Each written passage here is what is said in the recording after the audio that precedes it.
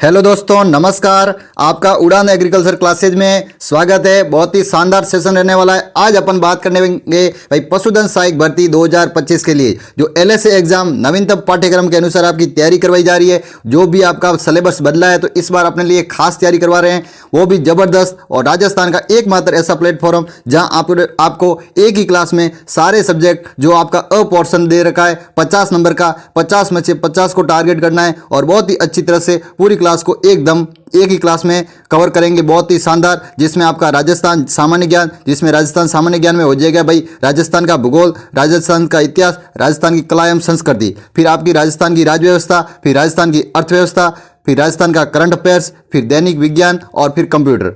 सारा ही एक ही क्लास में आपको देखने को मिल जाएगा, क्योंकि अपन क्लास को इस प्रकार से मेंटेन किया है क्योंकि आपका एक ही क्लास में अ पोर्शन कंप्लीट हो जाए। और ब पोर्शन के लिए जो एनिमल साइंस रहती है, एनिमल जो हस्बेंड्री, जिसमें वेटनरी साइंस के लिए आपका पोर्शन रहता है वो 100 नंबर का रहता है। आपका कुल 150 का पोर्शन रहता है, 150 क्वेश्चन आते हैं, जिसमें से आपका 3 घंटे का समय रहता है एग्जाम के लिए। और 13 जून अब नज़दीक ही है, तो अब तैयारी को और ही बेहतरीन बनाने के लिए अपन एक खास माध्यम से आपको सारे सब्जेक्ट के अनुसार तैयारी करवाने का खास जिम्मा उठाया है। तो आप प्रतिदिन हमारे साथ जुड़े और बहुत ही शानदार अच्छे कंटेंट के साथ अपनी तैयारी को, अपनी धार को और मजबूती करें।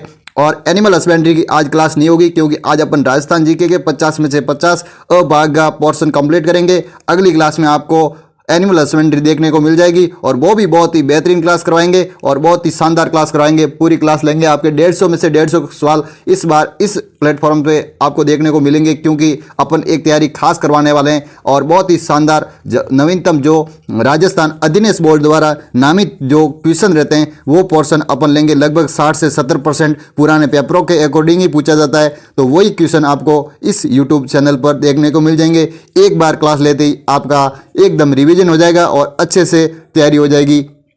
तो सभी विद्यार्थी क्लास में जुड़ जाएंगे और अपने साथियों के साथ शेयर करके आ जाएंगे। अब अपन आगे बढ़ जाते हैं साथियों, अब अपन आगे बढ़ते हैं। क्या दे रखा है आगे और जानकारी क्या है कि राजस्थान अधिनियम बोर्ड द्वारा लाइव स्टॉक जो असिस्टेंट एलएसए का जो आपका एग्जाम का पैटर्न रहता है उसके अकॉर्डिंग आपका पेपर सॉल्यूशन कराएंगे। तो ये दे रखा था, कोई दिक्कत नहीं। आपका एक भाई शानदार मोटिवेशनल हो जाए कोर्स कि एक जीव रहता है भाई मकड़ी, वो मकड़ी का क्या कोर्स दे रखा है कि जो इंसान नियम बनाकर आज का काम कर लेगा वो इंसान आने वाले कल पर राज करेगा। मतलब मकड़ी रहती है तो वो जाला किस प्रकार से बनाती है, एक पॉइंट से पकड़ती है और दूसरे पॉइंट तक ले जाती है, उसके मध्य वो पूरी मतलब अपनी जो रहती है प्रक्रिया एक धागे नुमा उस संरचना को एकदम कंप्लीट करती है और फिर आगे बढ़ती है। मतलब आपको पॉइंट टू पॉइंट पढ़ोगे तो कहीं कहीं जाके आपकी सफलता आपके कदम छुएगी। मतलब आपको पढ़ना है तो इस प्रकार से पढ़ना है, मतलब 0 से हीरो तक, मतलब बहुत ही शानदार अच्छे तरीके से पढ़ना है। इस प्रकार से ये मोटिवेशनल आपको एक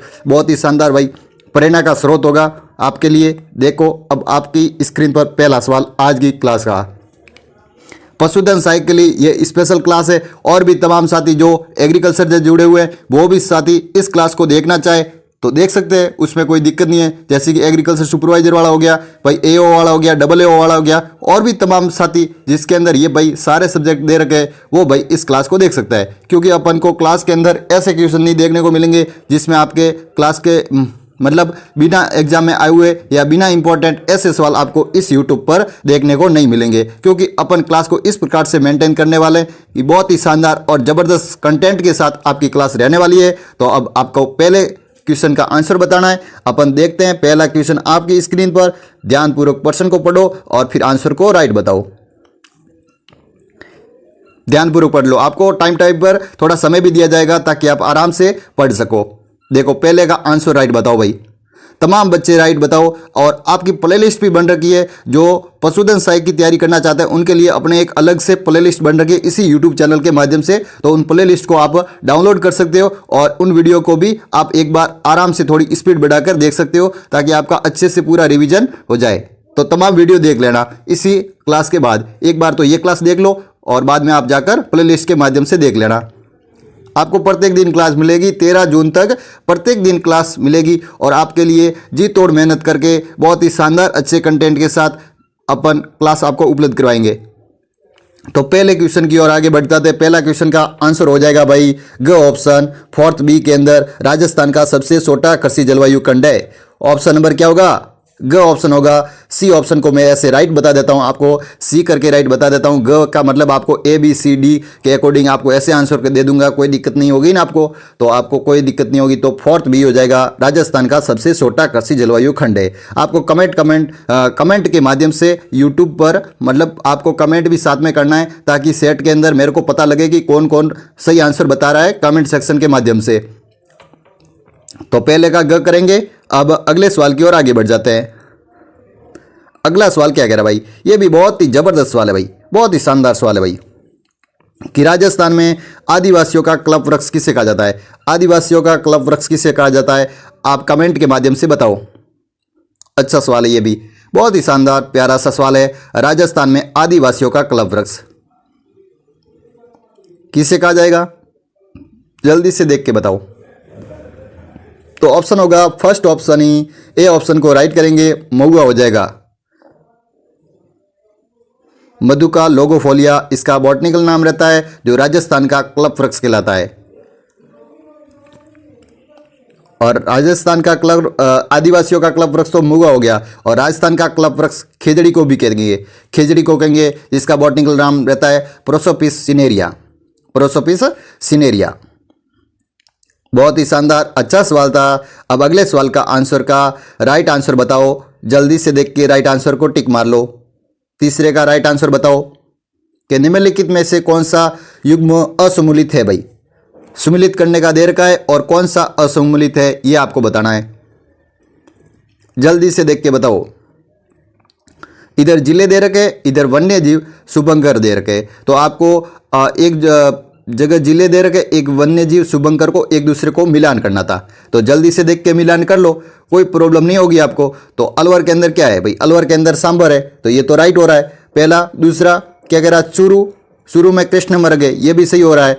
और काला तितर झुंझुनू के अंदर, ये भी सही हो रहा है। तो गलत कौन सा हो रहा है, गलत हो रहा है भाई डी ऑप्शन, घ को राइट करेंगे, और यही गलत हो रहा है, ये असुमूलित है, बाकी तीनों राइट थे, बाकी तीनों राइट थे, केवल घ एक गलत है। दोसा के अंदर सुखराब ये नहीं है भाई, दोसा का वन्य जीव शुभंकर, ये ध्यान में रखेंगे। बहुत ही शानदार अच्छा सवाल था। आप देखो जलवायु से सवाल आया आपका, जलवायु से सवाल आ गया भाई। ये क्लास बहुत ही बेहतरीन रहेगी, आपके 50 क्वेश्चन बहुत ही शानदार रहेंगे, तो पूरी क्लास को एंड तक जरूर देखना, और बहुत ही ज़बरदस्त क्लास रहेगी, और प्रतिदिन क्लास लगने वाली है, तो आपके लिए बहुत ही शानदार अच्छी तैयारी करवाने वाला है। तो प्रतिदिन इसी यूट्यूब चैनल के माध्यम से जुड़ा करें, और चैनल को सब्सक्राइबर भी कर दे, और बेल आइकन ऑन साथ में कर ले, ताकि आपको समय समय पर इस क्लास का नोटिफिकेशन मिल जाए, और आप आराम से क्लास में जुड़ जाए। तो अब चौथे का राइट बताओ भाई, चौथे का राइट आंसर बताओ भाई। बहुत ही शानदार, ये भी बहुत ही अच्छा सवाल है। आपको इधर दे रखे सामान्य जलवायु प्रदेश और इधर जिले को मिलान करना है, तो मिलान कर लो, कोई प्रॉब्लम नहीं होगी आपको। चौथे का क्या राइट होगा, तो आर्द्र शुष्क कहाँ होगा, आर्द्र शुष्क कहाँ होगा, उपाद्र कहाँ होगा, आर्द्र कहाँ होगा, अति आर्द्र कहाँ होगा, जल्दी से देख के बताना भाई। तो पहले का कौन सा होगा, पहले का हो जाएगा भाई तीसरा, कि आर्द्र शुष्क हो जाएगा झुंझुनू में, आर्द्र शुष्क कहाँ होगा, झुंझुनू में। फिर उपाद्र कहाँ होगा, दौसा के अंदर, दौसा के अंदर करेंगे। फिर आर्द्र कहाँ होगा, आर्द्र पूछा है, तो सी का हो जाएगा दूसरा, भरतपुर के अंदर होगा आर्द्र, और अति आर्द्र हो जाएगा कोटा। ये देखो ये राइट बैठ रहा, कौन सा राइट बैठ रहा देखो, आराम से देखो, तीसरा राइट बैठ रहा है ना। अच्छा सवाल है, ऐसे सवाल आपको कन्फ्यूज करते हैं, लेकिन पहले आपको जो आ रहा है वो पहले कर दो, और बाद में दूसरों को मिलान करो, ताकि आपका प्रश्न गलत ना हो। जैसे कि आपको पता है कि अति आर्द्र, तो जैसे कि कोटा, बारा, बूंदी, झालावाड़, ये हाड़ौती क्षेत्र में रहते हैं, तो आपको ये तो सही है, आपको आता है, तो ये सही कर देंगे। फिर शुष्क क्या कहाँ पर रहता है, फिर उपाद्र वगैरह, ये आर्द्र भी आपको पता रहता है कि आर्द्र भरतपुर, जयपुर के आसपास यहाँ आपको आर्द्र जलवायु देखने को मिलती है। तो इस प्रकार से आपको प्रश्न को राइट बताना है, तो इसमें कोई प्रॉब्लम नहीं है ना आपको। तो सी को राइट कर देंगे, ग का राइट हो जाएगा। और अब अगले सवाल की ओर आगे बढ़ते हैं। चौथे का ग राइट होगा। अब अगले सवाल का आंसर राइट आंसर बताओ। आप कमेंट सेक्शन के माध्यम से आंसर भी बताओ, ताकि आपको अच्छे से पूरी क्लास समझ में आए, और पूरी क्लास में कितने सवाल राइट हो रहे हैं बाद में मैं आपको कमेंट सेक्शन के माध्यम से पूछूंगा कि आपके कितने सवाल राइट हो रहे हैं। आप सभी बताना कि आपके लगभग 50 में से 40 से प्लस मतलब आपके राइट हो रहे हैं क्वेश्चन, तो इसका मतलब आपकी तैयारी बहुत ही अच्छी है भाई। तो आपको क्या करना है भाई, 5वें का राइट बता देना भाई। जल्दी से देख के बताओ कि जनगणना 2011 के अनुसार राजस्थान में शहरी लिंगानुपात कितना है भाई। शहरी लिंगानुपात बताया, ग्रामीण भी आपको आना चाहिए, कुल लिंगानुपात है वो भी आना चाहिए। तो आपको शहरी कितना है ये बताना है, जल्दी से देख के बताओ,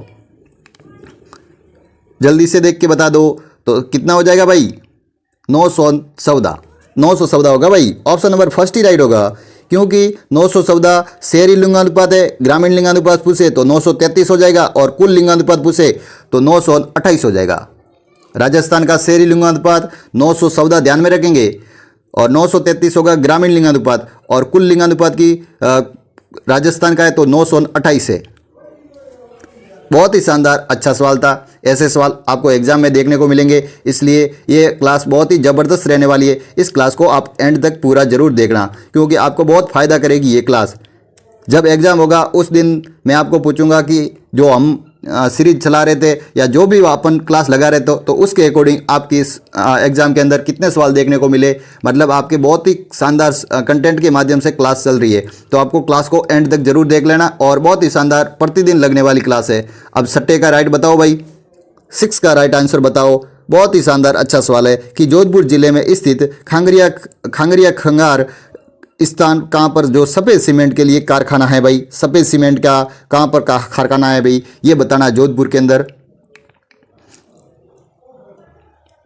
कारखाने का नाम बताना भाई। जोधपुर जिले में खांगरिया खंगारा स्थान जो सफ़ेद सीमेंट का उत्पादन करता है, वो कारखाना कहाँ है भाई।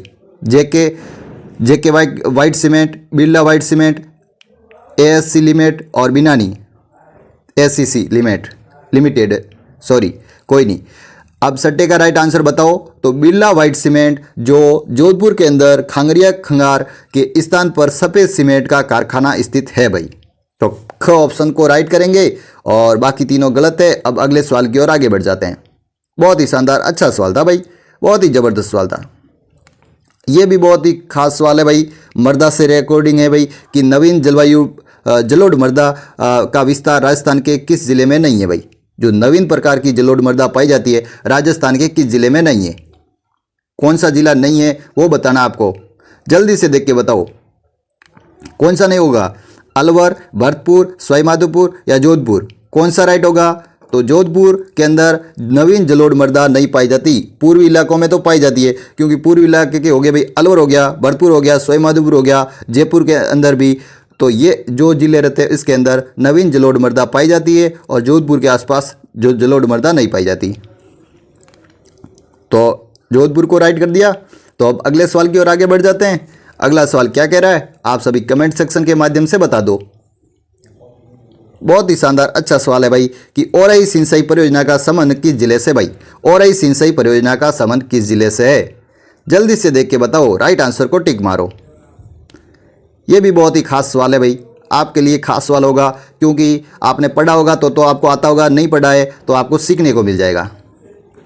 तो 8वें का राइट होगा भाई। ओरई सिंचाई परियोजना कहाँ पर है, चित्तौड़गढ़ के अंदर है। चित्तौड़गढ़ के अंदर है ओरई सिंचाई परियोजना। सिंचाई परियोजना से संबंधित आपके सवाल आते हैं तो ये भी ध्यान में रखेंगे भाई। ओरई सिंचाई परियोजना चित्तौड़गढ़ जिले में। बहुत ही शानदार, अच्छा सवाल था।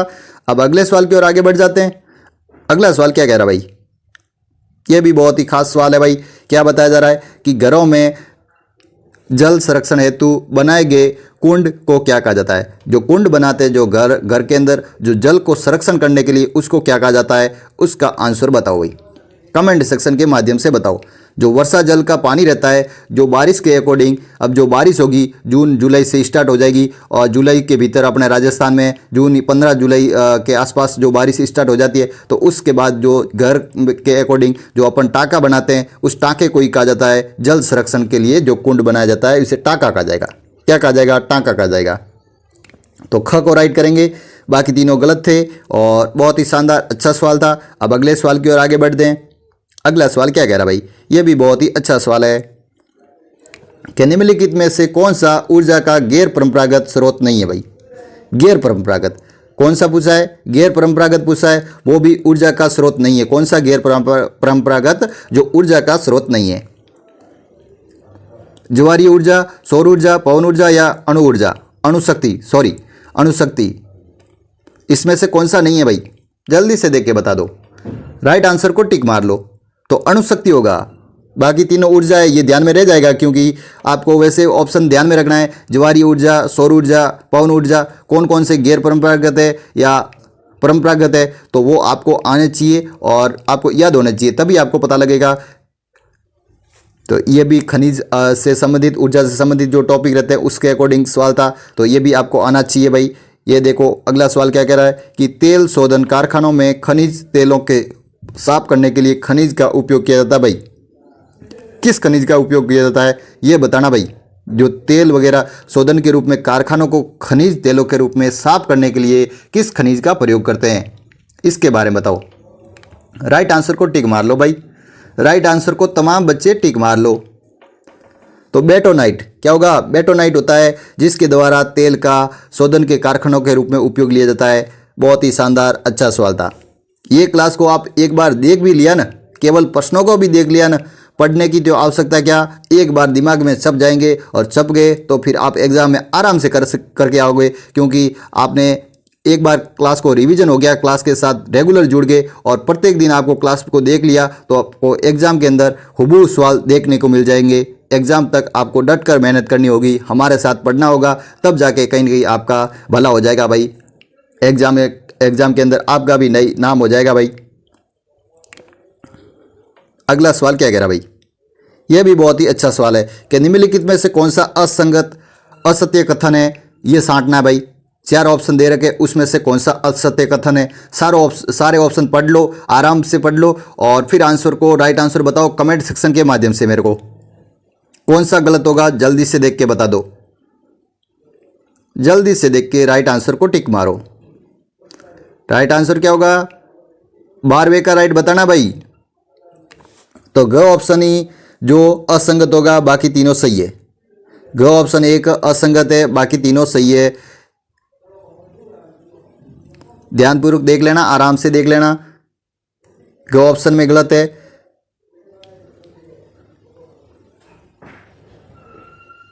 अगला सवाल क्या कह रहा भाई कि केंद्रीय बकरी अनुसंधान संस्थान कहां पर स्थित है। केंद्रीय बकरी अनुसंधान संस्थान कहां पर स्थित है, यह आपको बताना भाई। अच्छा सवाल है भाई, बहुत ही खास सवाल है, जल्दी से देख के बताओ भाई। केंद्रीय पूछा है, केंद्रीय बकरी अनुसंधान संस्थान जो अविकानगर टोंक है, और जो मालपुरा अविकानगर टोंक है, और जो भेड़ अनुसंधान संस्थान है वो भी अविकानगर मालपुरा टोंक के अंदर है। उसको बोलते हैं भाई कसवरी, जो CSWRI, जो इसकी स्थापना 1962 में हुई थी, ये भी ध्यान में रखना है, जो भेड़ का लिए है, और ये बकरी का हो गया जो अविकानगर टोंक। ऑप्शन नंबर ख को राइट करेंगे। अब अगले सवाल की ओर आगे बढ़ जाते हैं। अगला सवाल क्या कह रहा भाई, यह भी बहुत ही खास सवाल है भाई, आपकी स्क्रीन पर जल्दी से देख के आंसर को, राइट आंसर को टिक मारो कि दिल्ली बम्बई औद्योगिक गलियारा DMIC के अंतर्गत राज्य में निवेश जोन वाला कौन सा क्षेत्र है भाई। जो दिल्ली बम्बई औद्योगिक गलियारा चल रहा है DMIC, उनके द्वारा कौन सा निवेश क्षेत्र के रूप में कर रहे हैं भाई। कहाँ कहाँ पर ये निवेश कर रही है, जो औद्योगिक के रूप में उद्योग को लगाने के लिए भाई, कहाँ कहाँ निवेश कर रही है। अपने राजस्थान के अंदर भाई ये एजेंसी है। जल्दी से देख के बताओ, 100 का राइट आंसर बताओ। तो ऑप्शन होगा फर्स्ट ही राइट होगा, क्योंकि निमराना, खुसखेड़ा और भिवाड़ी जो बहुत ही औद्योगिक क्षेत्र है अपने राजस्थान के। निमराना जो अलवर के अंदर हो गया, वहाँ सबसे ज़्यादा कांस वगैरह उत्पादन हो रहे, और भी बहुत सारे जो उद्योग वगैरह सबसे ज़्यादा कारखानों का काम रहता है, वो निमराना, अलवर हो गया, खुसखेड़ा हो गया और भिवाड़ी। इन स्थानों पर सबसे ज़्यादा अपने राजस्थान के अंदर उद्योग के काम चल रहे हैं, तो इसलिए दिल्ली बम्बई औद्योगिक गलियारा DMIC के निवेश का यहाँ पर काम चलेगा भाई, यहाँ पर निवेश लगेगा। बहुत ही शानदार, अच्छा सवाल था। अब अगले सवाल की ओर आगे बढ़ जाएंगे। अगला सवाल क्या कह रहा है भाई, ये भी बहुत ही खास सवाल आपकी स्क्रीन पर कि राज्य में नई हस्तशिल्प नीति कब लागू की गई। राज्य की नई हस्तशिल्प नीति कब लागू की गई, जल्दी से देख के राइट आंसर को टिक मारो। राइट आंसर को टिक मार लो। तो राजस्थान हस्तशिल्प नीति 2000 कौन सी होगी, जल्दी से देख के बताओ। मैं रुक क्यों गया, क्योंकि आपके आंसर का इंतजार कर रहा हूं, आप कब आंसर देते हो और कमेंट सेक्शन के माध्यम से कब बताते हो। आप साथ साथ में कमेंट करोगे तभी भी आपको अच्छे से क्लास समझ में आएगी, और पूरी क्लास में आपके अंदर वो मोटिवेट होगा कि भाई आपके कितने सवाल राइट हो रहे हैं, और राइट होने पर आपको बहुत ही अच्छा फील होगा, क्योंकि आपके प्रश्न राइट होने चाहिए, गलत तो होने से क्या फ़ायदा। इसलिए ज़्यादा से ज़्यादा राइट करने की कोशिश करनी है, और पूरे कमेंट सेक्शन के माध्यम से लिखना है। आंसर को आपको कमेंट सेक्शन के माध्यम से बताना है। तो पहला ही राइट होगा। 2022 करेंगे भाई। राज्य हस्तशिल्प नीति 2022 के अंदर नई हस्तशिल्प नीति लागू की गई भाई 2022। ऑप्शन नंबर फर्स्ट को राइट कर देंगे। अच्छा सवाल था। अब अगले सवाल की ओर आगे बढ़ते हैं। 16वें सवाल का राइट आंसर बताओ भाई। ये भी बहुत ही खास सवाल आपकी स्क्रीन पर कि रिको द्वारा राजस्थान में जापानी जोन है जो कौन से क्षेत्र में स्थापित किया गया।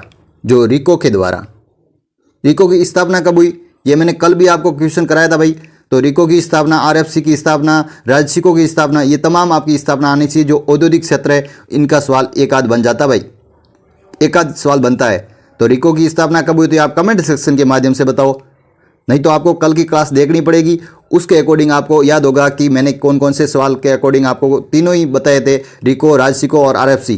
कल की क्लास जिसने भी नहीं देखी वो भी देख लेना, वो भी बहुत ही शानदार क्लास रही थी भाई, बहुत ही शानदार क्लास ली थी कल भी। आपके प्रत्येक दिन क्लास चल रही है, इसलिए प्रत्येक दिन जुड़ा करें और बहुत ही शानदार अच्छी तैयारी करें हमारे साथ जुड़कर। एलएस एग्जाम जो 13 जून तक आपकी तैयारी करवाएंगे और वो भी बेहतर तरीके से करवाएंगे भाई। अब 16वें का राइट आंसर बताओ भाई। 16वें का राइट आंसर बता दो भाई कि रिको की स्थापना जो कहाँ पर स्थापित किया गया, जो जापानी क्षेत्र का जोन। तो 16वें का राइट होगा निमराना अलवर के अंदर। निमराना जो अलवर के अंदर है, रिको द्वारा राजस्थान में जापानी क्षेत्र का वो जोन रहता है जो स्थापित किया गया भाई, औद्योगिक क्षेत्र है भाई निमराना अलवर के अंदर। बहुत ही शानदार अच्छा सवाल था। अब अगले सवाल की ओर आगे बढ़ते हैं। अगला सवाल क्या कह रहा भाई कि वर्तमान में राजस्थान राज्य पथ परिवहन निगम में बसों में महिलाओं व बालिकाओं को कितने % छूट दी जा रही है। भाई महिलाएं आराम से कितने % राजस्थान सरकार उनको छूट दे रही है कि आराम से घूमो भाई, आपके लिए तो कम से कम किराया लगाएंगे और आराम से बस के अंदर बहुत ही सुविधाजनक आपको सफ़र कराएंगे, इसलिए आराम से घूम सकते हो। कितने % भाई सुविधाएँ दी जा रही है महिलाएं एवं बालिकाओं को, जल्दी से देख के बताओ भाई। 17वें का राइट आंसर बताओ। केवल 50%, ख ऑप्शन होगा। केवल 50% ही उनको किराया देना है, 50% तो सरकार चुका रही है। 50% कौन चुका रही है, राजस्थान सरकार चुका रही है। तो राजस्थान सरकार महिलाओं एवं बालिकाओं के लिए भी खूब नवाचार कर रही है भाई। अगला सवाल क्या कह रहा है, यह भी बहुत ही खास सवाल आपकी स्क्रीन पर। राजस्थान पर्यटन विकास निगम की स्थापना किस वर्ष की गई भाई। राजस्थान पर्यटन विकास निगम की स्थापना किस वर्ष की गई। बहुत ही खास सवाल, ये तो बार बार एग्जाम में आया हुआ और राजस्थान के अधीनस्थ बोर्ड के तो ये एग्जाम खास सवाल रहता है भाई और एग्जाम के अंदर छपने वाला सवाल रहता है। बहुत ही अच्छा खास सवाल है भाई। तो कब हुई थी भाई राजस्थान पर्यटन विकास निगम की स्थापना। जल्दी से देख के राइट आंसर को टिक मारो, राइट आंसर को टिक मार लो। 18वें का राइट बताना भाई। तो 1979 के अंदर राजस्थान पर्यटन विकास निगम की स्थापना हुई भाई। राजस्थान राज्य पथ परिवहन निगम की स्थापना कब हुई थी, आप कमेंट सेक्शन के माध्यम से बताओ, इसके बारे में भी बताओ। राजस्थान राज्य पथ परिवहन निगम की स्थापना कब हुई थी, ये कमेंट सेक्शन के माध्यम से मैं देखूंगा कौन कौन राइट बताता भाई। आप कमेंट सेक्शन के माध्यम से सारे बच्चे राइट आंसर बताएंगे, कमेंट जरूर बताएंगे। राजस्थान में सकल राज्य घरेलू उत्पाद के क्षेत्र में कुल कितना योगदान है भाई। सकल घरेलू उत्पाद में उत्पादन के लिए कौन से क्षेत्र का सबसे अधिक योगदान है, मतलब जो क्षेत्र दे रखे हैं उन क्षेत्रों के अकॉर्डिंग सबसे अधिक सकल घरेलू जो उत्पाद रहता है वो उसमें सबसे ज़्यादा योगदान किसका है। कृषि का है, एग्रीकल्चर का है, सेवा का है, उद्योग का है, पशुपालन का है, एनिमल्स का है, किसका है बताओ, जल्दी से देख के बताओ। 19वें का राइट आंसर बताओ। तमाम बच्चे 19वें का राइट आंसर बताओ। तो उद्योग का है, सबसे ज़्यादा उद्योग का योगदान है सकल घरेलू उत्पाद में। सकल घरेलू उत्पाद के अंदर किसका योगदान है, उद्योग का। तो ग को राइट करेंगे, बाकी तीनों गलत होंगे। सबसे ज़्यादा योगदान में उद्योग है, बाकी भी है लेकिन बाकी के अंदर उद्योग से कम है योगदान। ठीक है, अब अगला सवाल बढ़ाएंगे आगे। 20वां सवाल आपकी स्क्रीन पर, राइट आंसर को टिक मारो और फिर अगले सवाल की ओर आगे बढ़ेंगे। 20वें का राइट आंसर बता दो। प्रश्न को आराम से पढ़ो ध्यानपूर्वक और पढ़ के फिर आंसर को राइट बताना है। कमेंट सेक्शन के माध्यम से राइट आंसर को बताना है। तो सर्वाधिक सौर ऊर्जा उत्पादन राज्य के किस जिले में होती है भाई। सर्वाधिक सौर ऊर्जा उत्पादन की क्षमता सर्वाधिक किस जिले में होती है, राजस्थान के कौन से जिले में होती है, इसके बारे में बताना है। जल्दी से देख के बता दो, राइट आंसर को टिक मारो। तो राइट आंसर होगा भाई कौन सा, सौर ऊर्जा, कि जोधपुर हो जाएगा। जोधपुर ही होगा भाई।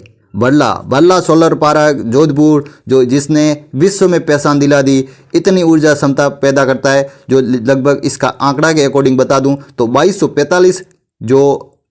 2245 गीगावाट के अकॉर्डिंग इसकी रहती है। जो सबसे ज़्यादा ऊर्जा की क्षमता रहती है वो जोधपुर के अंदर सबसे ज़्यादा, जो विश्व के अंदर भी इसकी नाम है, जो बल्ला जोधपुर का सौर ऊर्जा उत्पादन में बहुत ही प्रथम स्थान है भाई। सर्वाधिक सौर ऊर्जा उत्पादन करता है अपने राजस्थान के अंदर, तो फर्स्ट स्थान पर भाई बल्ला का है भाई। कि अगला सवाल क्या कह रहा है कि राजस्थान की कौन सी सभ्यता जो लकड़ी की नालियों के अवशेष प्राप्त हुए।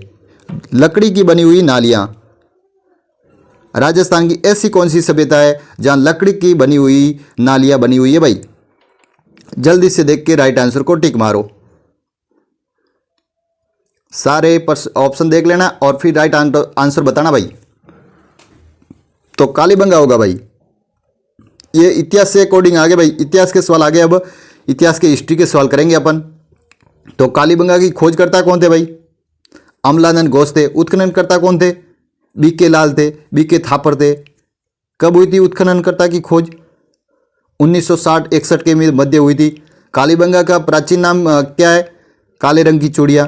कालीबंगा पर कौन सी नदी है, तो कौन सी नदी हो जाएगी वर्तमान में कौन सी, और प्राचीन नदी का नाम क्या था, तो वर्तमान में घग्गर नदी, प्राचीन नदी का नाम सरस्वती नदी। और भी जो खास जानकारी रहती है, विशेषताएं रहती है, वो भी आपको सारी आनी चाहिए और सारी सभ्यताओं के बारे में धीरे धीरे पूरी डिटेल में पढ़ लेना चाहिए, क्योंकि सभ्यताओं से सवाल आपको पूछते हैं। और सभ्यता आपका हिस्ट्री का जो पहला ही टॉपिक दे रखा है भाई। बागौर सभ्यता कहाँ है, बागौर भीलवाड़ा के अंदर हो गया। रंगमहल कहाँ है, रंगमहल हनुमानगढ़ के अंदर हो जाएगी। पीलीबंगा, रंगमहल और कालीबंगा ये तीनों ही हनुमानगढ़ के अंदर है। और आहड़ कहाँ है, तो आहड़ उदयपुर के अंदर है। बहुत ही शानदार। अब अगले सवाल की ओर बढ़ते हैं। अगला सवाल क्या कह रहा है भाई, यह भी बहुत ही शानदार अच्छा सा प्यारा सा सवाल आ गया कि अभिवन भट्टाचार्य की उपाधि मेवाड़ के किस शासक की है भाई। अभिवन भट्टाचार्य, जल्दी से देख के बताओ, राइट आंसर को टिक मारो। तमाम बच्चे इसका गलत नहीं बताएंगे, ये तो सिंपल सा सवाल है, इसका गलत नहीं बताएंगे। सिंपल सवाल कोई गलत नहीं बताएगा भाई। हार्ड सवाल तो मान लिया कि आप गलत बता रहे हो, कोई दिक्कत नहीं, उसमें भी आपको सीखने को मिल जाएगा, लेकिन सरल सवाल को गलत नहीं बताना है। तो क्या राइट होगा, सी ऑप्शन, ग ऑप्शन को राइट कर देंगे। तो इसका अभिवन भट्टाचार्य की उपाधि राणा कुंभा की थी। अभिवन भट्टाचार्य की और भी बहुत सारी उपाधियाँ है, हालगुरु, चालगुरु, राणो राचो, अभिवन भट्टाचार्य, और भी बहुत सारी उपाधियाँ जो कुंभा की थी भाई। तमाम उपाधियाँ आपको कुंभा की आनी चाहिए। कुंभा की उपाधियाँ बहुत ही फेमस रहती है, इतिहास के अकॉर्डिंग इसका भी सवाल पूछा जाता है, इसलिए आपको कुंभा की सारी उपलब्धियाँ हैं जो वो आनी चाहिए आपको। दल खंबन की उपाधि मारवाड़ के कौन से शासक की है। दल खंबन की उपाधि भाई, ये मारवाड़ के शासक आ गए भाई। दल खंबन की उपाधि, जल्दी से देख के राइट आंसर को टिक मारो। 23वें का राइट आंसर का टिक मार लो। दल खंबन की उपाधि किसकी है भाई। दल खंबन की तो गज सिंह की है। किसकी, गज सिंह की। ऑप्शन नंबर ख को ही राइट करेंगे, ख ही राइट होगा भाई। अच्छा सवाल था, बहुत ही शानदार सवाल था। अब 120वें का राइट बताओ। निम्नलिखित में से किस शेर को अक्षय तृतीया वैशाख शुक्ल तृतीया को मनाई जाती है। अक्षय तृतीया जो वैशाख शुक्ल तृतीया के रूप में मनाई जाती है, राजस्थान के कौन से जिले में मनाई जाती है भाई। 124वें का राइट आंसर बताओ। यह तो सवाल बहुत बार आया हुआ भाई, इसको गलत नहीं बताएंगे। अच्छा सवाल है, बहुत ही शानदार सवाल है। राइट आंसर बता दो, कमेंट सेक्शन के माध्यम से बताओ। तो बीकानेर होगा। बीकानेर होगा जो अक्षय तृतीया जो वैशाख शुक्ल तृतीया को मनाई जाती है। ये तिथि भी आपको ध्यान में रखनी है। वैशाख शुक्ल तृतीया के दिन कृष्ण अपने अक्षय तृतीया मनाई जाती भाई, जो बीकानेर के अंदर शहर के अंदर इसकी स्थापना हुई थी भाई, बीकानेर शहर से। अब 25वें का राइट आंसर बताओ। अब मात्र पीछे 25 सवाल रहे हैं, अपन 25 सवाल को भी आराम से कर लेंगे। राजस्थान के बहुत ही शानदार टॉप सवाल रहने वाले, और भी तमाम सब्जेक्ट है उसके अकॉर्डिंग भी आपके सवाल है, तो वो भी कर लेंगे, वो भी बहुत ही शानदार अच्छे कंटेंट के साथ। अब 25वें का राइट आंसर बताओ। तमाम बच्चे 25वें का राइट आंसर बताएंगे कि रणहस्तिन की उपाधि प्रतिहार शासक ने की थी भाई। किसको दी थी भाई, किस प्रतिहार शासक को दी थी रणहस्तिन की उपाधि। 25वें का राइट आंसर बताओ। किसको दी थी? वत्सराज को दी थी भाई। वत्सराज, ऑप्शन नंबर ग को राइट करेंगे, ग ऑप्शन राइट होगा भाई। वत्सराज को ही दी थी रणहस्तिन की उपाधि। गलत नहीं बताएंगे भाई, प्रतिहार शासक था भाई वत्सराज।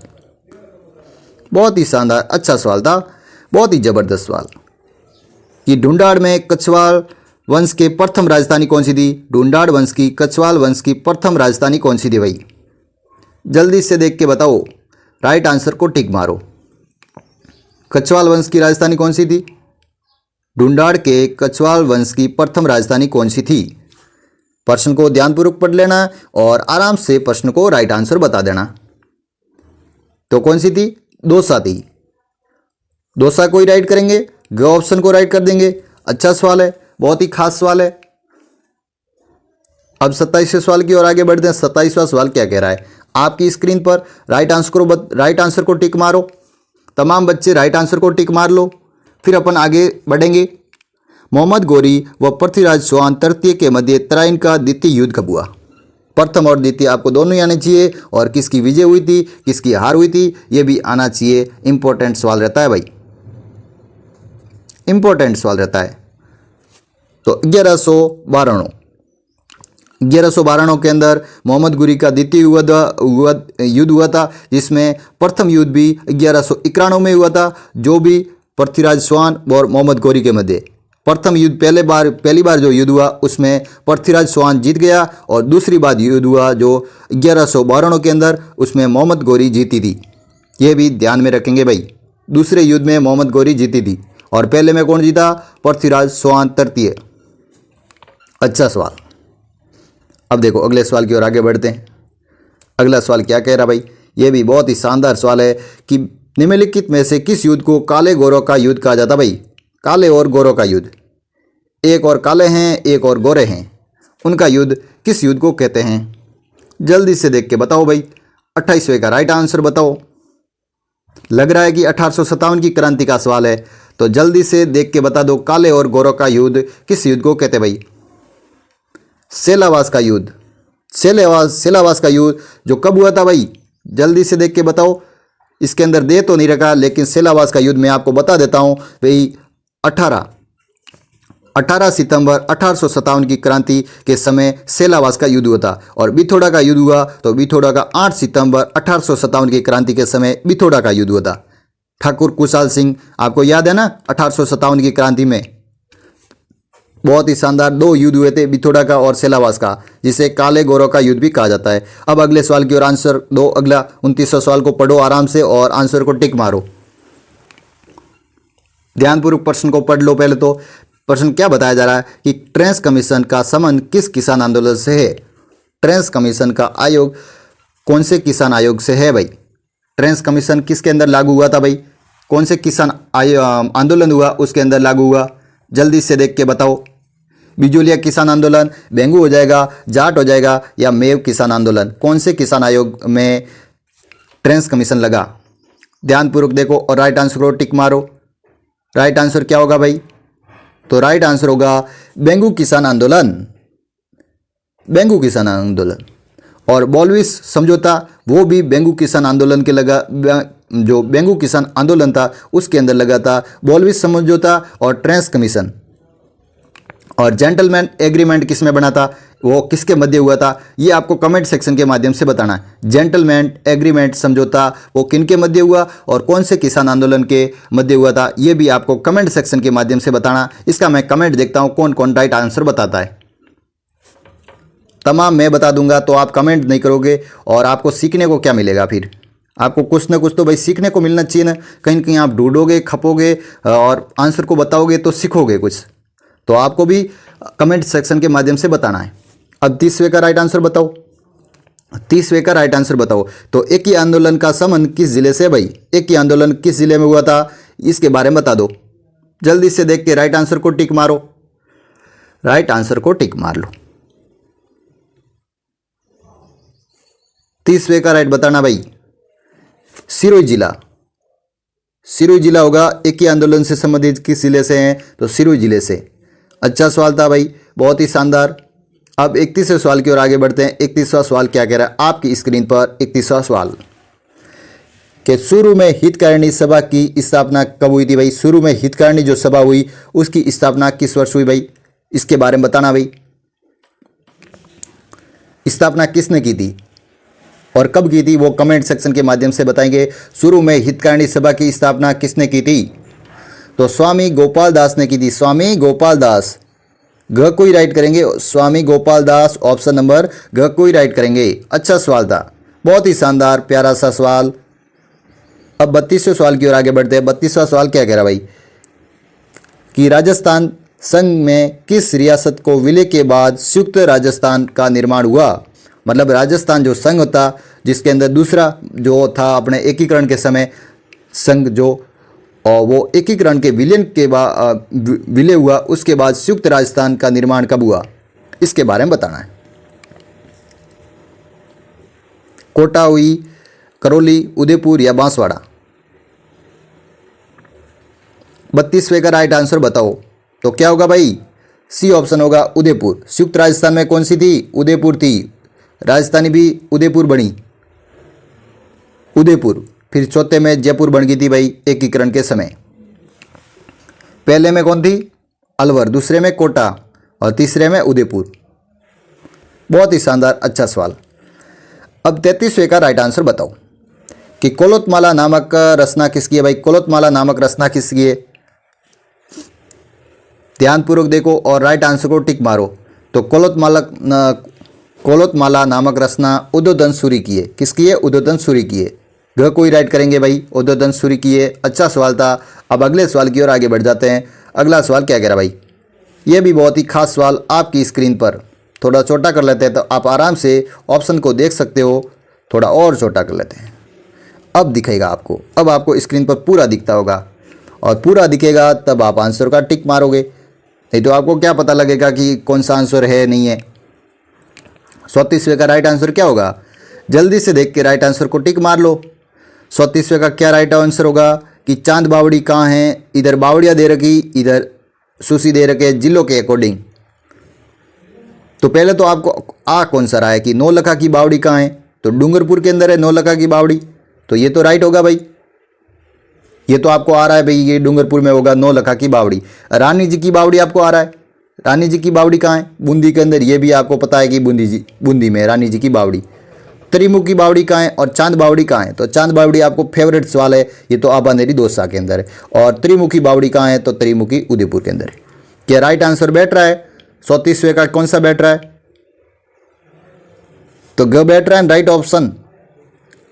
इसका यही राइट होगा, ग ही ऑप्शन राइट होगा, क्योंकि बहुत ही शानदार अच्छे तरीके से अपने प्रश्न को पूरा हल कर दिया कि चांद बावड़ी आबानेरी दोसा, त्रिमुखी बावड़ी उदयपुर के अंदर, नौलखा बावड़ी डूंगरपुर के अंदर और रानी जी की बावड़ी बूंदी के अंदर। आज ही रट लो, बावड़ियों का सवाल आ गए तो इससे बाहर नहीं आएगा भाई। अच्छे सवाल है। अब देखो प्रश्न को थोड़ा और जूम कर लेते हैं ताकि आपको आराम से स्क्रीन पर पूरा दिखे। ये मेहनत केवल आपके लिए की जा रही है कि आपका कहीं न कहीं हमारे से पढ़कर भला हो भाई।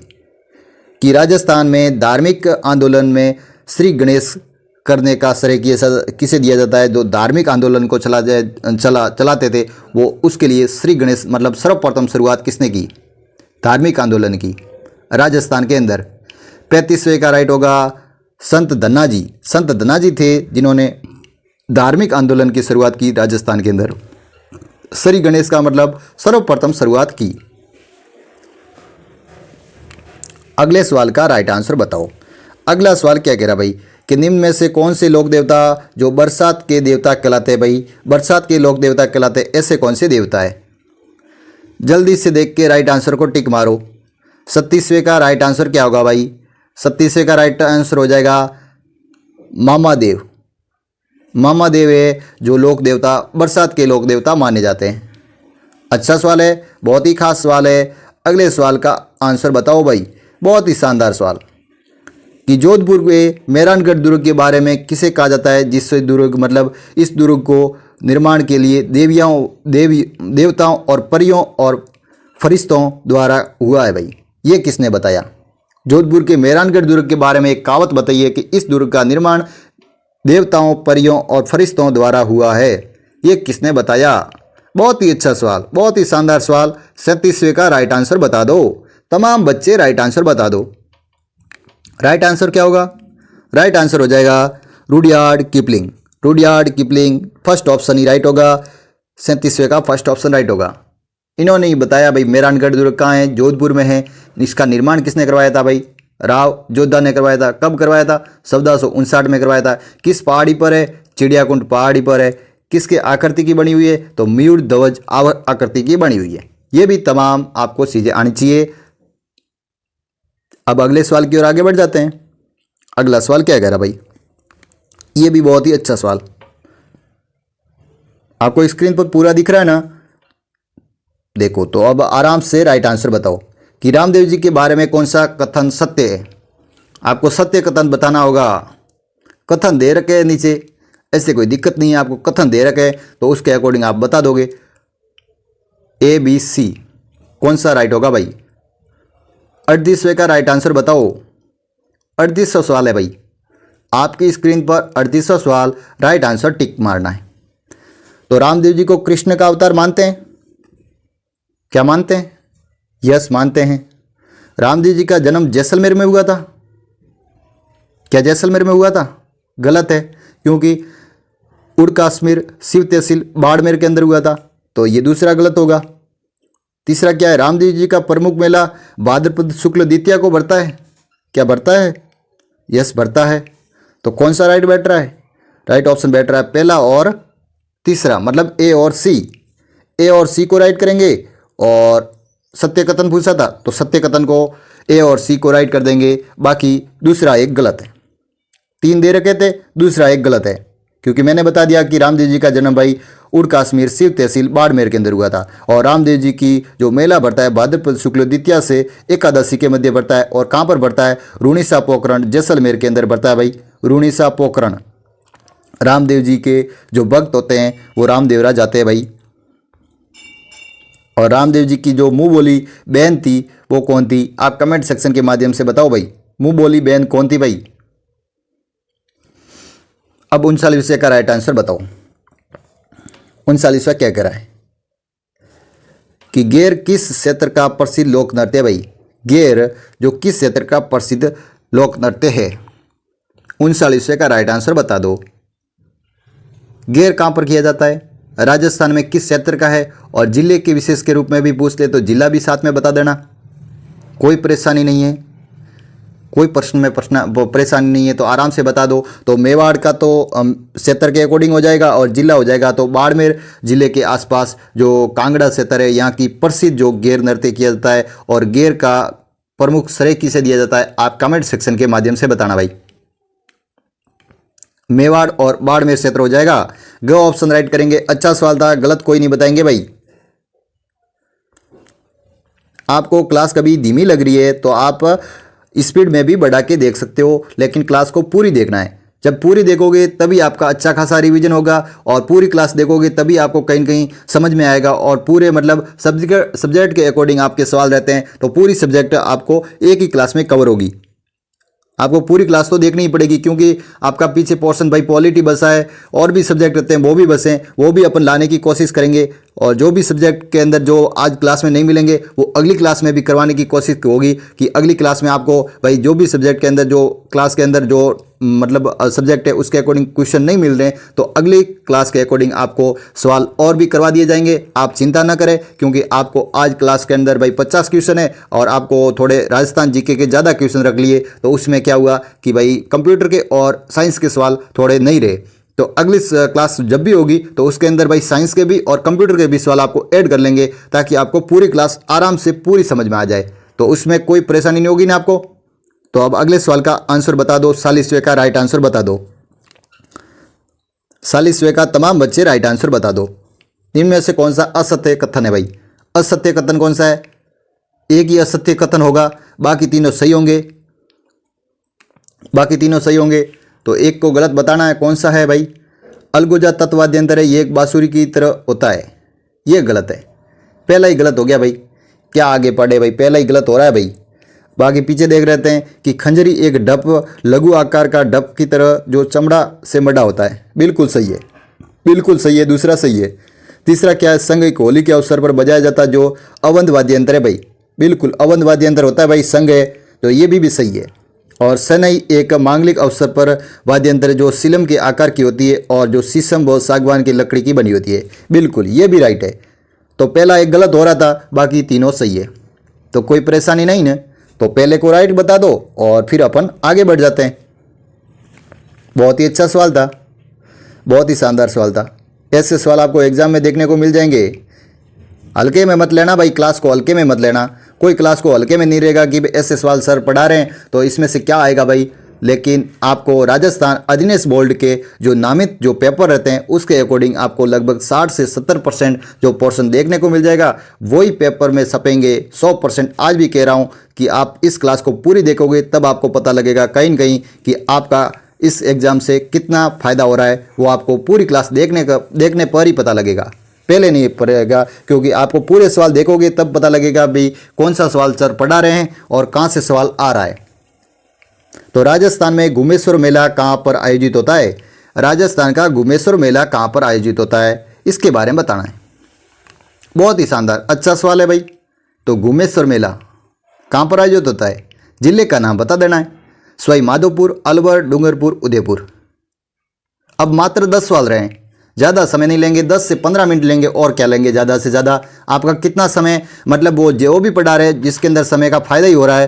तो पहला ऑप्शन राइट कर देंगे सवाई माधोपुर। सवाई माधोपुर को राइट करेंगे कि घुमेश्वर मेला सवाई माधोपुर में आयोजित होता है।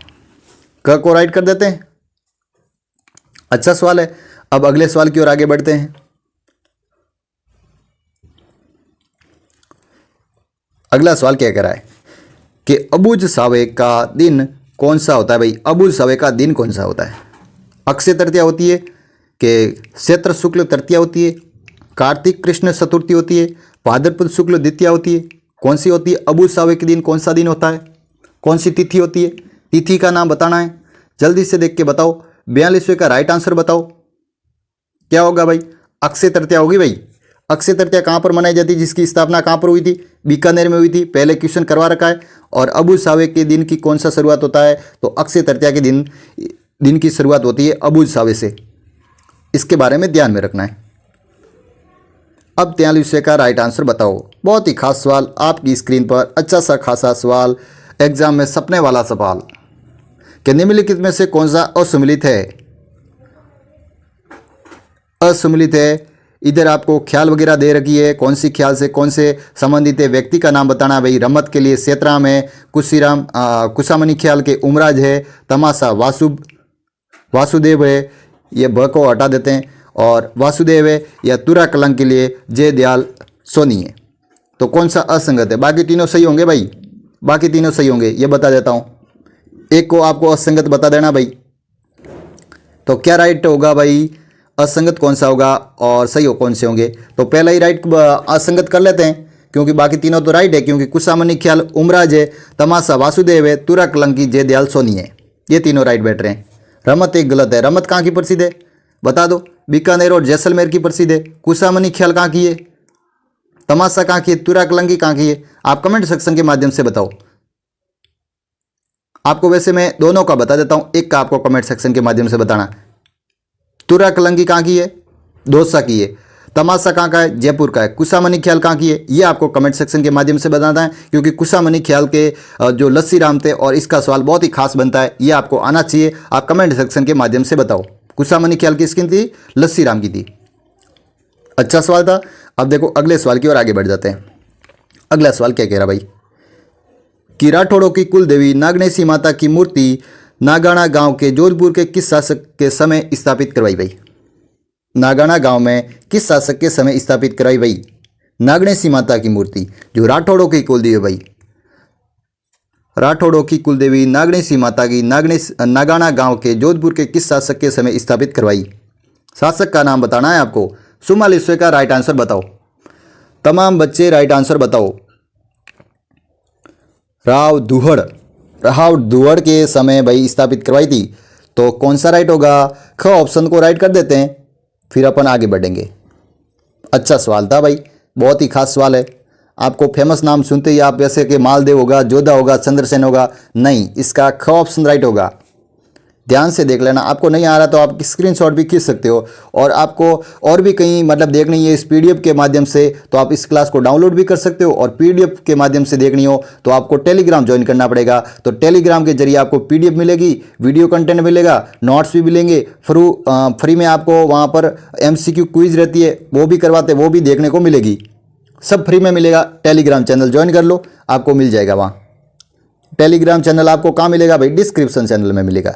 डिस्क्रिप्शन जाता रहता है वीडियो के नीचे, उस डिस्क्रिप्शन के अकॉर्डिंग आप नीचे जाके देख सकते हो, वहाँ पे आपको मिल जाएगा भाई, डिस्क्रिप्शन में मिल जाएगा। अब देखो 45वें का राइट आंसर बताओ कि शेरिया जनजाति के संदर्भ में कौन सा कथन सत्य है भाई? शेरिया जनजाति के कथन के रूप में सत्य कथन बताना है। 45वें का राइट आंसर बता दो। अच्छा सवाल है, अच्छा खासा सवाल है भाई। सही कथन बताना भाई कि इस जनजाति के रूप में विवाह के हिंदू रीति रिवाज के रूप में तरह होता है। क्या राइट बैठ रहा है भाई? हाँ राइट बैठ रहा है भाई, ये तो राइट बैठ रहा है। दूसरा, इस समुदाय के माता पिता की संपत्ति व लड़की की संपत्ति पर अधिकार नहीं होता, ये भी राइट है। आप पढ़ना भाई, शेरिया जनजाति को पूरी पढ़ना, आपको समझ में आएगा वहाँ। इस समुदाय के सबसे कम साक्षरता के दर के लोग रहते हैं, ये भी सही है, क्योंकि शेरिया जनजाति की अपन देखते हैं कि सबसे कम मेरिट रहती है, तो साक्षरता कम ही होगी भाई। एजुकेटेड कम है, पढ़ने वाले कम है, तो वहाँ मेरिट भी कम होगी और साक्षरता कम होगी, तो ये भी सही होगा। तो उपरोक्त सभी होगा भाई, सभी होगा भाई। घ को ही राइट कर दो, क्योंकि सत्य कथन पूछा था, तो तमाम ऑप्शन तो सही बैठ रहे हैं, तो घ को राइट करेंगे। अब अगले सवाल की ओर आगे बढ़ जाते हैं। अब देखो पॉलिटी आ गई, मैंने कहा था भी राजस्थान के पॉलिटी के भी सवाल देखने को मिल जाएंगे। एक इसमें इस क्लास में एक बार मतलब कंप्यूटर के और साइंस के सवाल आज क्लास में नहीं जुड़े, तो अगली क्लास जब भी होगी उस समय आपको कंप्यूटर के सवाल और साथ साथ में करंट अफेयर्स के सवाल थोड़े देखने को मिल जाएंगे, साथ साथ में साइंस भी मिल जाएगी। करंट अफेयर्स के थोड़े सवाल कम थे, आज थोड़े और बढ़ा देंगे, और भी पूरी क्लास को मतलब जो भी मैंने बैनर पे आपको लिखा है वो अगली क्लास में आपको देखने को 100% मिल जाएगा। अगला प्रश्न, अब 46वें का राइट आंसर बताओ कि अध्यादेश जारी करने के संबंध में राज्यपाल की शक्ति के संदर्भ में कौन सा कथन सत्य है भाई? सत्य कथन बताना भाई। जल्दी से ध्यानपूर्वक प्रश्न को देखो, और ऐसे प्रश्न आपको देखने को मिलेंगे। आपको अभी हार्ड लग रहे हैं, लेकिन आपके एग्जाम के अंदर 5 क्वेश्चन तो पूछे जाएंगे, क्योंकि आपका 50 नंबर का पोर्शन है भाई अ भाग, तो उसके अकॉर्डिंग आप 5-5 क्वेश्चन गणो न। तो भी आपको वैसे बता दूं कि राजस्थान केवल जीके पूछ लें, तो जीके के अंदर जैसे हो गया भाई राजस्थान का भूगोल, राजस्थान का इतिहास और राजस्थान की क्लास संस्कृति, इसके मानो कि आपके हो गए भाई 25 क्वेश्चन। फिर क्या रहती है कि राजस्थान की भाई अर्थव्यवस्था रहती है, इसके 5 क्वेश्चन मान लो। राजस्थान की राज व्यवस्था रहती है, इसके 5 क्वेश्चन मान लो। कितने हो गए? 25 और 35 हो गए। और फिर राजस्थान का दैनिक विज्ञान होगी, कितने हो गए? 40 हो गए, 35 से। और फिर राजस्थान का करंट अफेयर्स और राजस्थान का कंप्यूटर केवल, तो ये देखो 50 हो गए। मतलब 5-5 क्वेश्चन भी माने ना, तो पॉलिटी के 5 क्वेश्चन तो आने वाले हैं। तो 5 क्वेश्चन तो आपके मेहनत तो करनी पड़ेगी, क्योंकि कई बच्चों से का सपना है कि भाई आपको एनिमल साइंस के अकॉर्डिंग, एनिमल हस्बेंड्री के अकॉर्डिंग अपन पूरे में से पूरे राइट कर देंगे, वहाँ अच्छा खासा स्कोर बना देंगे। यहाँ पर नहीं लाएंगे तो चलेगा, लेकिन यहाँ से जो अच्छे से पूरी पकड़ बना देगा वही आगे जाएगा भाई। ये आज लिख के ले दो, जो 50 में से जो इसका टारगेट भाई 40 या 45 प्लस है, उसका सिलेक्शन 100% होगा। क्योंकि बाकी तो आपने डिप्लोमा कर रखा है, आपने पढ़ रखा है, आपका पूरा एनिमल हस्बेंड्री एकदम कंप्लीट है, तो आपको यहीं कमी होगी। और जो यहाँ पे राइट होगा, मतलब अच्छे खासा पढ़ रखा होगा, उसका राइट हो जाएगा और वो आगे निकल जाएगा, सिलेक्शन उसका ही होगा। तब अब 46वें का क्या राइट हो रहा है? आपने सारे ऑप्शन तो देख लिए ना, क्या राइट हो रहा है भाई? सत्य कथन पूछा था, तो सत्य कथन क्या होगा? ग ऑप्शन को राइट करते हैं कि वह वही विषयों मतलब उन्हीं विषय के रूप में अध्यादेश जारी कर सकता है जिन पर विधानसभा के कानून बनाने की शक्ति हो। तो ग ऑप्शन को राइट कर देंगे, बाकी तीनों असंगत थे। अब देखो 47वें का राइट आंसर बताओ। ये तो सिंपल सा सवाल है भाई, बहुत ही अच्छा खासा पॉलिटी का अच्छा सवाल है भाई कि निम्नलिखित में से कौन सा अनुच्छेद जो मंत्रियों को शपथ के लिए उल्लेख है भाई? शपथ दिलाने के लिए कौन सा अनुच्छेद है जो उल्लेख है भाई? इसके बारे में बताना। अनुच्छेद पूछा है आपको, जल्दी से देख के बताओ भाई। 47वें का राइट आंसर क्या होगा भाई? तो अनुच्छेद 166 हो जाएगा। ऑप्शन नंबर ख को राइट करेंगे। अच्छा सवाल था भाई। अगला सवाल क्या कह रहा है? यह भी बहुत ही खास सवाल कि राजस्थान की प्रथम ग्राम न्यायालय के क्षेत्र के रूप में किस क्षेत्र को खोला गया भाई?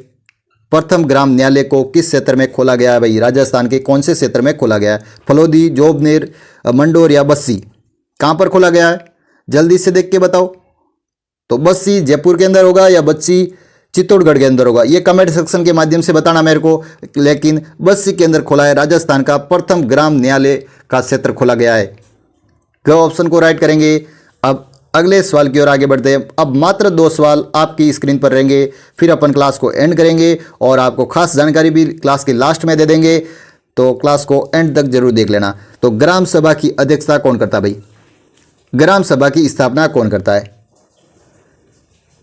49 का राइट आंसर बताओ।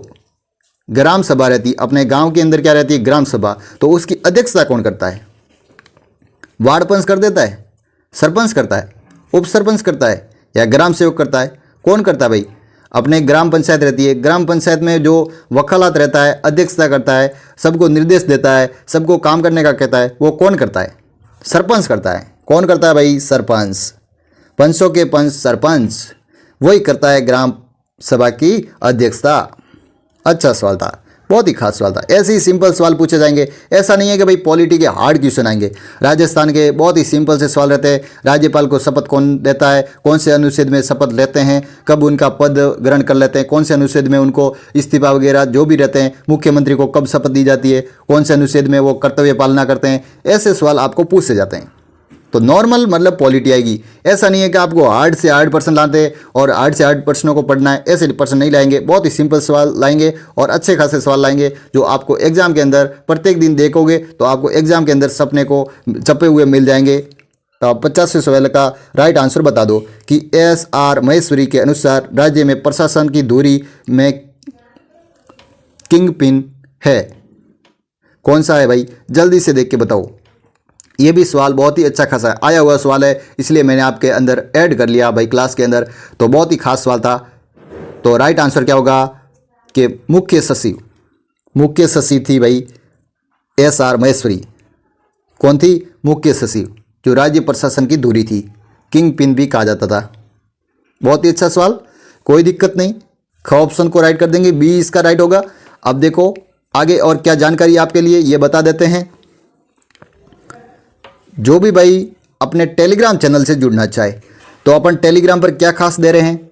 आपको फ्री में नोट्स उपलब्ध करवा रहे हैं, जो भी एग्ज़ाम रिलेटेड नोट्स रहते हैं वो उपलब्ध करवा रहे हैं, बाकी क्विज चला रहे हैं और प्रत्येक दिन आपको जो एग्ज़ाम के अकॉर्डिंग जो अपडेट रहती है, एग्ज़ाम के अकॉर्डिंग जो न्यूज़ रहती है वो अपडेट करवाएंगे। और भी जो करंट अफेयर्स के सवाल रहते हैं, जो बहुत ही शानदार जो अकॉर्डिंग जो न्यू क्वेश्चन रहते हैं वो क्वेश्चन को उपलब्ध करवा देंगे। और भी जो आपकी जो आप देखना चाहो एग्ज़ाम के अंदर वो देखो, जगह एग्ज़ाम के अकॉर्डिंग स्टडीज और टाइम टेबल मैनेजमेंट या सक्सेस स्टोरी और मोटिवेशनल, नए बेस और ऑफर्स की अपडेट्स, करंट अफेयर्स क्या देखना चाहते हो वो मेरे को कमेंट सेक्शन के माध्यम से बताना। आप टेलीग्राम पर क्या चाहते हो, टेलीग्राम पर क्या पढ़ना चाहते हो वो मेरे को बता देना। फिर अपन टेलीग्राम को और विशेष खास बढ़ाएंगे, क्योंकि टेलीग्राम ऐसा एक माध्यम से जिसके द्वारा आपको तमाम मतलब सुविधाएं उपलब्ध करवा सके और अच्छे खासे मतलब आपको पढ़ने के लिए सुविधा प्रदान कर सके। तो इसलिए आपको टेलीग्राम पर कमेंट सेक्शन के माध्यम से मेरे को बताना है। और रेगुलर अपनी क्लास लग रही है, प्रतिदिन क्लास में जुड़ना है। और तमाम साथियों का हमारे साथ अभी तक बने रहने के लिए खूब खूब धन्यवाद और आभार। और अब अपन क्लास को ख़त्म करेंगे और थैंक यू सभी साथियों को।